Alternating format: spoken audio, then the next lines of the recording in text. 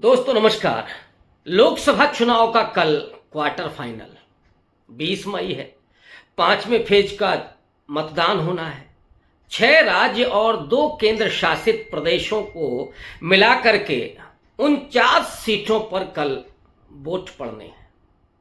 इनमें सबसे ज्यादा उत्तर प्रदेश की 14 सीटें हैं।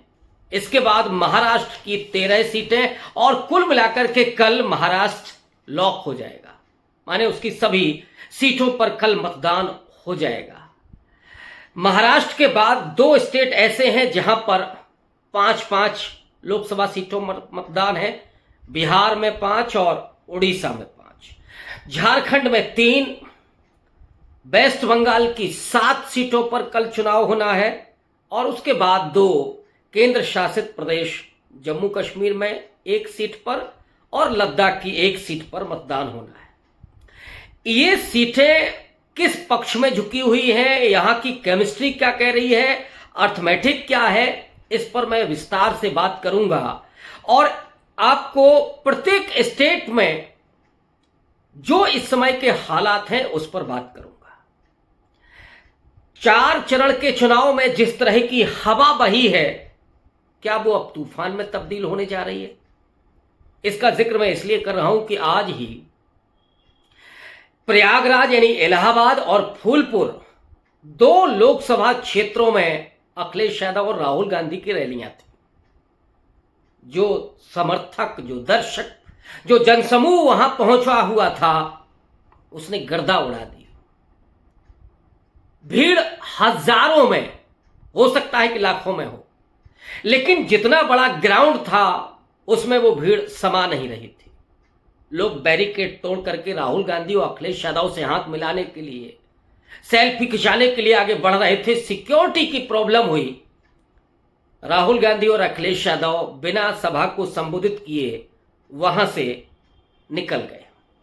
लेकिन वो हुजूम ये कह रहा था कि अब जो लहर चल रही थी, जो अंडर करंट था, वो अब आंधी में नहीं बल्कि सुनामी में तब्दील हो गया है।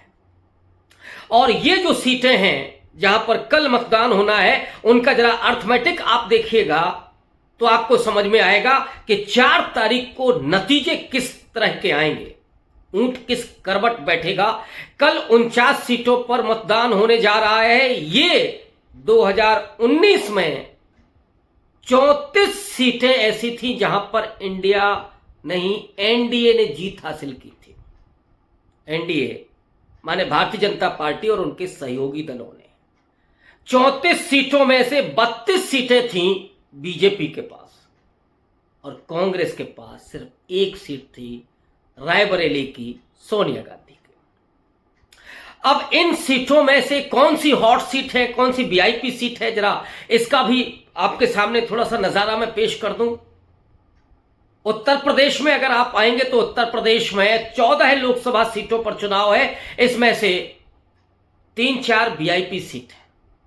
रायबरेली जहां से राहुल गांधी चुनाव लड़ रहे हैं, अमेठी जहां स्मृति ईरानी है, लखनऊ जहां राजनाथ सिंह चुनाव लड़ रहे हैं, ये 3 बड़ी सीटें। और महाराष्ट्र की तरफ जाएंगे तो महाराष्ट्र की जो 13 सीटें हैं, उन 13 सीटों में से 6 सीटें मुंबई की, उन पर चुनाव हो रहा है और वहां पीयूष गोयल नॉर्थ मुंबई से चुनाव लड़ रहे हैं। हाजीपुर बिहार से चिराग पासवान चुनाव लड़ रहे हैं। JNK से, जम्मू कश्मीर से उमर अब्दुल्ला चुनाव लड़ रहे हैं। ये कुछ वीआईपी सीटें हैं, लेकिन असली जो मजा है वो आने वाला है बिहार, उत्तर प्रदेश, महाराष्ट्र और वेस्ट बंगाल में। तो सबसे पहले मैं बिहार की तरफ चलता हूं। 5 सीटें हैं। 5 सीटों पर जो मुकाबला है वो कांटे का दिख रहा है। केमिस्ट्री इस समय एनडीए की गड़बड़ है। चिराग पासवान की पार्टी और नीतीश कुमार की पार्टी के समर्थक एक दूसरे को ही पराजित करने में लगे हुए हैं, जबकि ये एनडीए के हिस्से हैं। बीजेपी भी अब वहां केमिस्ट्री की वजह से कमजोर पोजीशन पर दिखाई दे रही है। महाराष्ट्र जहां पे महाविकास आघाड़ी है, शरद पवार, उद्धव ठाकरे और इस समय उद्धव ठाकरे की तो एक तरह से कहें महाराष्ट्र में तू बोल रही है। और उद्धव ठाकरे ने तो इस समय आरएसएस को लेकर के भी जो सवाल खड़ा किया है,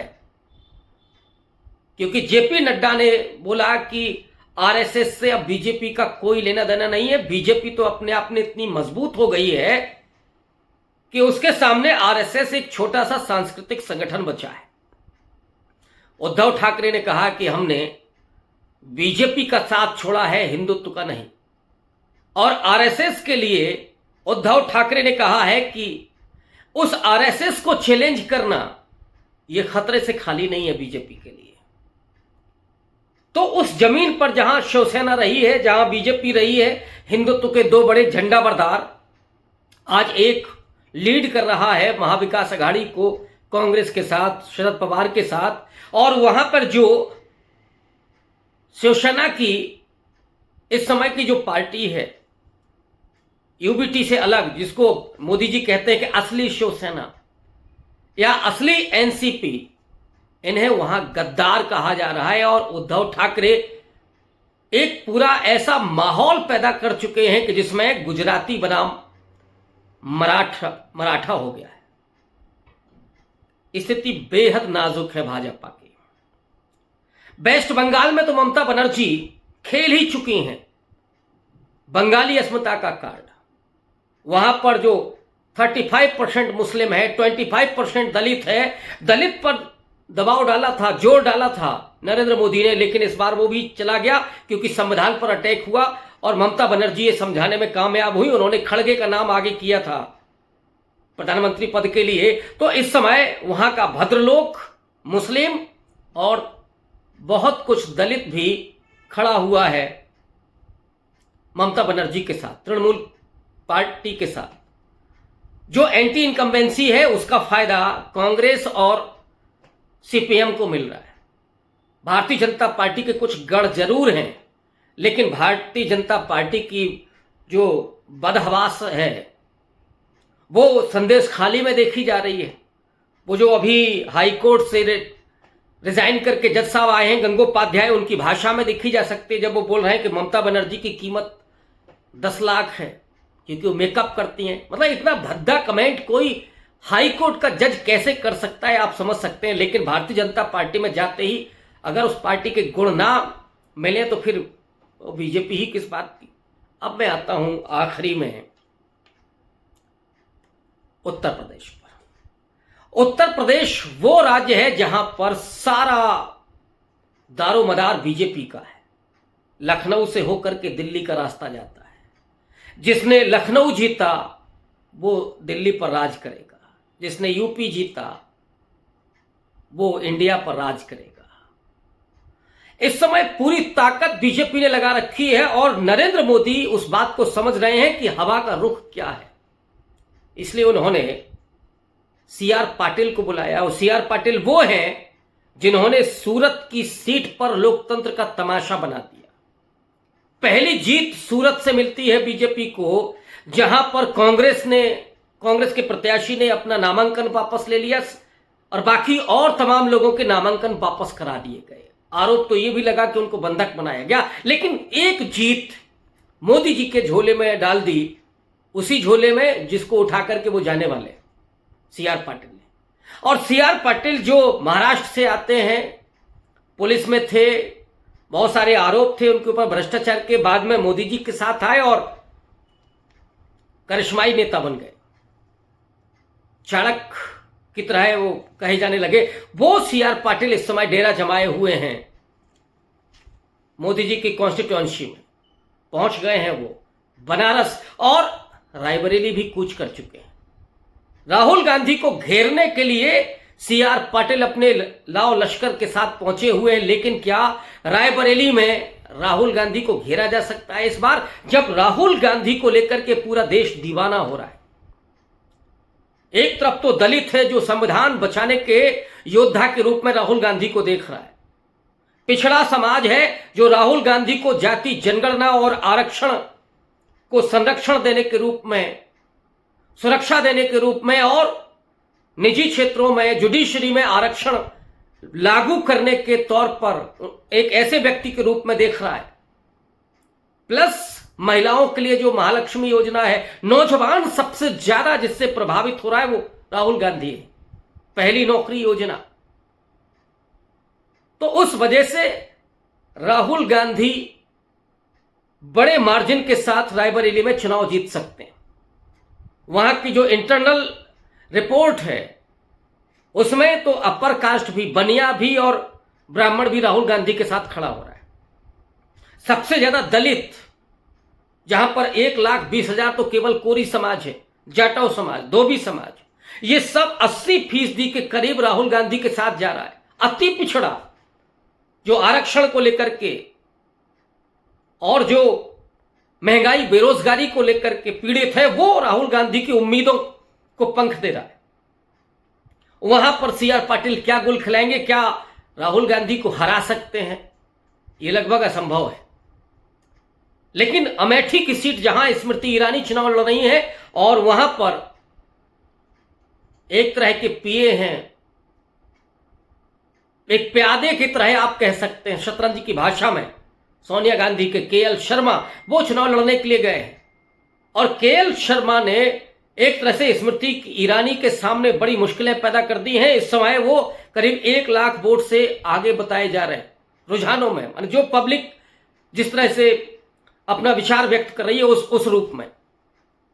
और इधर आप चले आइए, जो दूसरी सीटें हैं, बुंदेलखंड की 4 सीटें हैं और 4 सीटों में से 3 पर इंडिया अलायंस आगे है। झांसी में कांग्रेस पार्टी, जालौन में समाजवादी पार्टी, हमीरपुर में समाजवादी पार्टी, बांदा में केवल मुकाबला है, वो भी त्रिकोणीय मुकाबला है बीजेपी, सपा और बीएसपी के बीच में। बीएसपी का प्रत्याशी भी बड़ा मजबूती के साथ चुनाव लड़ते हुए दिखाई पड़ रहा है। सपा और बीजेपी के दोनों प्रत्याशी कुर्मी बिरादरी से आते हैं। अगर कुर्मी एक तरफ चला गया, सपा की तरफ चला गया, तो वो सीट 2 मिनट में उड़ जाएगी। यानी बुंदेलखंड जहां क्लीन स्वीप किया था, उन 4 सीटों पर बीजेपी की हालत खराब, 3 पर हालत खराब, 1 में लड़ते हुए दिखाई। रायबरेली जहां से तनुज पुनिया चुनाव लड़ रहे हैं, बेहतरीन प्रचार उनका चल रहा है और इस समय मजबूती से लड़ रहे हैं क्योंकि हर समाज में इस समय उनका वोट दिखाई पड़ रहा है। इधर आप आ जाइए कौशांबी, कौशांबी से लेकर के फतेहपुर, फैजाबाद, अयोध्या, गोंडा, इन तमाम जगहों पर भारतीय जनता पार्टी की हालत कमजोर दिखाई पड़ रही है और उसकी बड़ी वजह सामाजिक समीकरण है अखिलेश यादव का। कांग्रेस पार्टी जिस तरह से लोकप्रिय हो रही है राहुल गांधी की वजह से, वो एक बड़ी वजह है।